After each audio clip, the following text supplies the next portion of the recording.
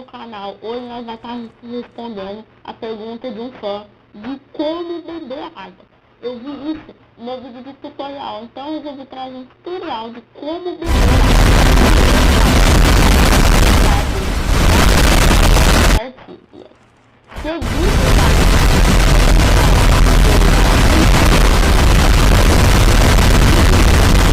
Você jogar o seu amigo no acelerador de partida.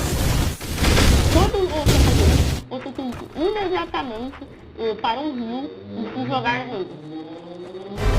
E quando você fazer isso, você acabará se afogando e morrendo.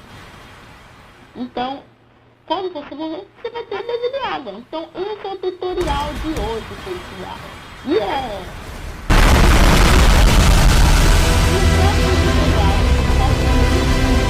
Para o seguir e ensinar vocês a como molestar pessoas.